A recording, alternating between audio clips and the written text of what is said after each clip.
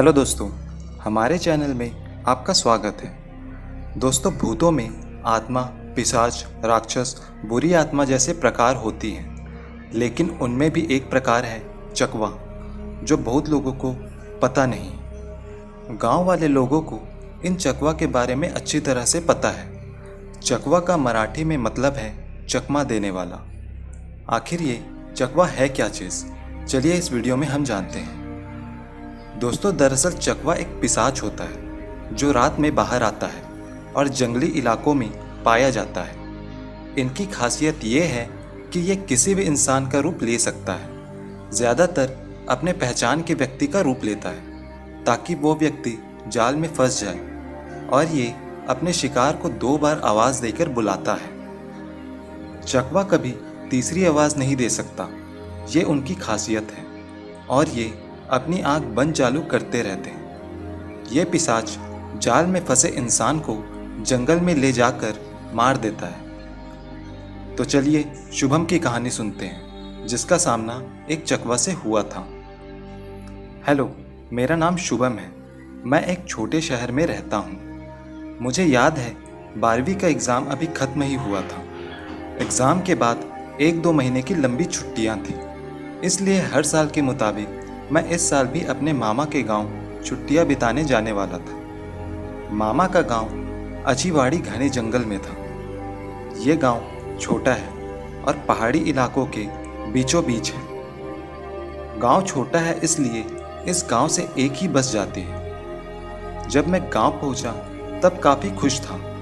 शहर से काफ़ी दूर, ना कोई गाड़ियों का शोर, ना ही प्रदूषण। बस से उतरते ही मामा मुझे लेने के लिए खड़े ही थे। मैं गांव आया, इसलिए मामा भी बहुत खुश थे। हमारे मामा के पास बहुत खेत है और गांव में उनकी बहुत ही इज्जत थी। जब मैं घर पहुंचा तब शाम हो चुकी थी। घर पर मेरे आने पर सब खुश थे, मामी, दादा दादी और मामा के लड़के भी। इतना सफ़र करके मैं बहुत थक गया था, इसलिए खाना खाकर सो गया।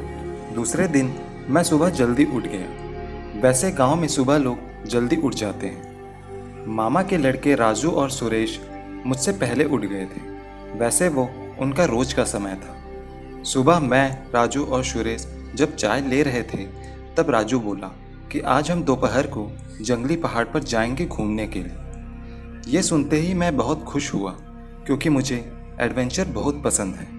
हमने ये प्लान मामी को बताया। मामी ने इजाज़त दे दी। हमारा प्लान शाम को आने वाला था, इसलिए मामी ने हम तीनों को टिफ़िन दे दिया। हम करीब 12 बजे के आसपास निकले।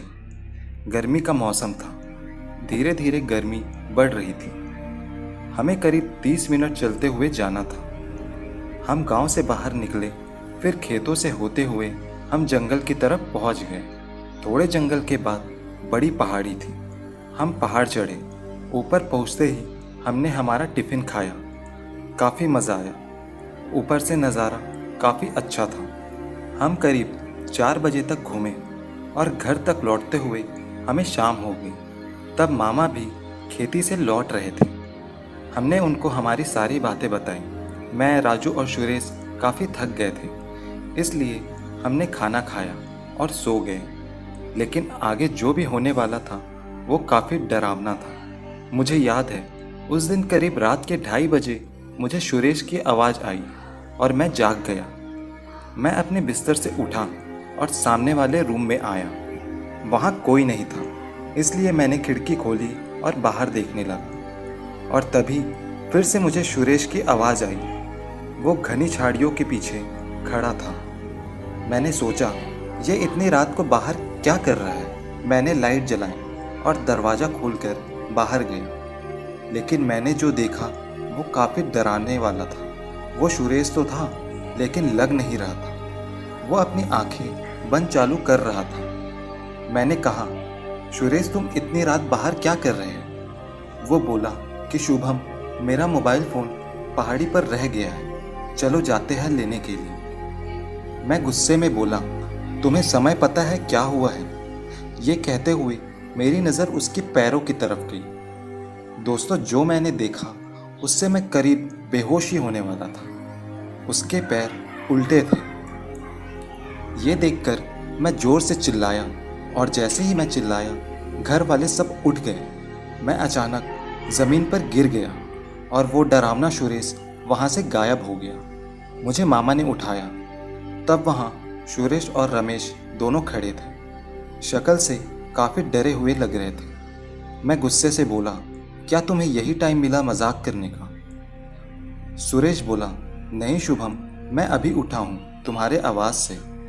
ये सुनकर मैं तो काँपने लगा। मामा ने मुझे उठाया और घर में बैठाया और पूछने लगे, क्या हुआ था शुभम? मैंने सारी कहानी बताई। सबके चेहरे पर डर साफ नज़र आ रहा था। तभी मामा ने मुझे सोने को कहा। मानो मामा को सब पता है, लेकिन मुझे डर के मारे नींद नहीं आई। सुबह जब मैं उठा तब मामा घर पर ही थे। आज वो खेती में नहीं गए थे। जब मैं चाय पी रहा था तब उन्होंने मुझे बुलाया और बोले, रात में तुम जिससे मिले वो एक पिशाच चकवा था। ये सुनकर मेरे नीचे से ज़मीन खिसक गई। चकवा क्या होता है मुझे पता था। मामा बोले कि इस गांव में चकवा है। हमारा घर जंगल के काफ़ी करीब है, इसलिए वो हमारे घर तक पहुंच सका। मामा बोले, करीब 2 महीने पहले पड़ोसी के लड़के की लाश मिली थी, उसके घर के थोड़ी दूर जंगल में। वो काम इसी चकवा का था। शायद उस पिशाच ने तुम्हें जंगल में देख लिया था, इसलिए वो यहाँ घर तक पहुँचा। इस घटना के बाद मुझे उस गांव में अजीब लगने लगा। मैं 2 दिन में ही घर को लौट आया। आज भी जब मैं ये मंज़र याद करता हूँ तो काफ़ी डर लगता है। मामा के गांव बुलाने पर मैं 10 बार सोचता हूँ। तो दोस्तों, आपको ये वीडियो कैसा लगा मुझे कमेंट करके ज़रूर बताएं और इस वीडियो को ज़्यादा से ज़्यादा लाइक, शेयर और हमारे चैनल को सब्सक्राइब कर दें।